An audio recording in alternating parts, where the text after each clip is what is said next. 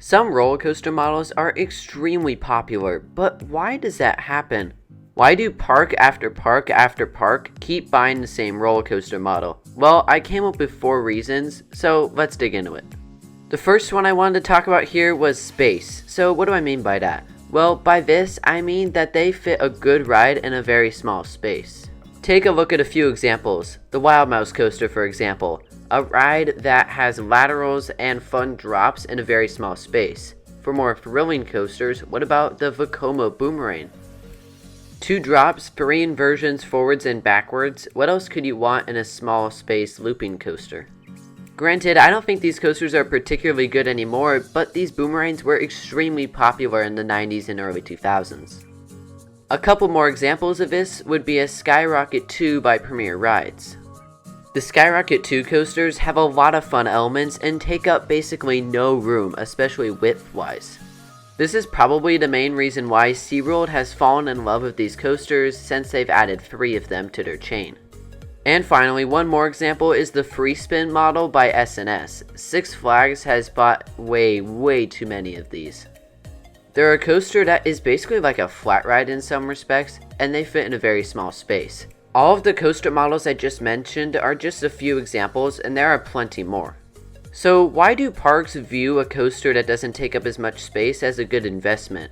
Well, especially if it's a good ride, it allows you to do more with the space you have, obviously. Because instead of putting in one big roller coaster that sprawls the length of the park or whatnot, you can add 2 or 3 rides because the coaster you added takes up less space. Like, for example, look at the front of Six Flags Discovery Kingdom. There are coasters jammed everywhere and some very small space rides like Superman and Batman, as I've already shown footage of. There is no doubt that this Northern California Six Flags park benefits from having multiple coasters that take up a small amount of space. So a space-effective ride is good, but how about a ride that is a good cost for what you get? The main example that came to mind for this one is RMC Hybrids.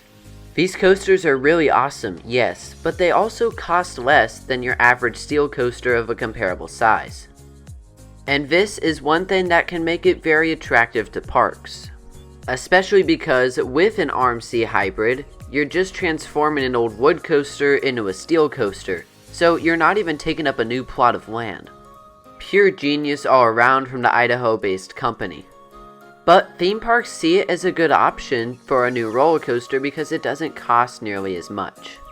That's just one example, and another one I thought of was the Vekoma SLC. These coasters apparently are absolutely horrific for the most part, but they became so popular because parks wanting an inverted coaster would go for the Vekoma option that was less expensive than the B&M option, even if the quality wasn't nearly as good. So, space is a reason why, cost is a reason why, but there's a couple more. And one more reason why roller coaster models can get popular is that they're a crowd pleaser. I see this with 2 B&M models in particular. Firstly, the B&M Dive Coaster. While coaster enthusiasts don't typically rave about the dive coaster model, the general public always really enjoys it. Another crowd pleaser from B&M is their B&M Hyper Coaster model. Coaster enthusiasts love these, but so do the general public. One thing that I've noticed relating to roller coasters is that if a ride is tall, fast, and smooth, people typically like it. And for the most part, that's exactly what the B&M Hyper is. It's tall, it's fast, it's smooth, it's got a lot of big hills. This model I'm referencing is expensive, but because of how much of a crowd pleaser it is and how solid of a ride all around it is, we've seen these 200-foot floater airtime machines pop up everywhere. And rightly so. When a coaster is rough, people don't tend to like it as much. So tall and smooth roller coasters really tend to be a good crowd pleaser. And parks can see that and turn to a coaster like a B&M Hyper, like a B&M Dive for their park. And I mean, at the end of the day, theme and amusement parks are not trying to please the coaster fans. They're trying to please the general public. So coasters like this make total sense from a business perspective. So yeah, having a crowd pleaser is really important as well. Finally, here's the last reason I thought of why roller coaster models can get popular. If a model is innovative without technical problems, that's a home run. The main example I thought for this entry was the B&M invert. Yep, here goes B&M again. You can see why they're successful.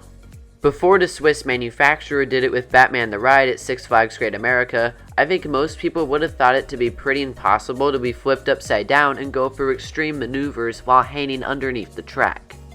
It was truly innovative, and because the model ran into few hiccups in comparison to other prototype models, lots, and I mean lots of parks jumped on board to get a B&M invert, especially Six Flags with all their Batman the Ride clones. There are other examples too, but a ride that is innovative and has limited problems just screams popular. Well, it's possible I overlooked something, but that's the list I came up with as to why roller coaster models could become popular. And it will be interesting to see what will be the next super popular coaster model. Stay tuned.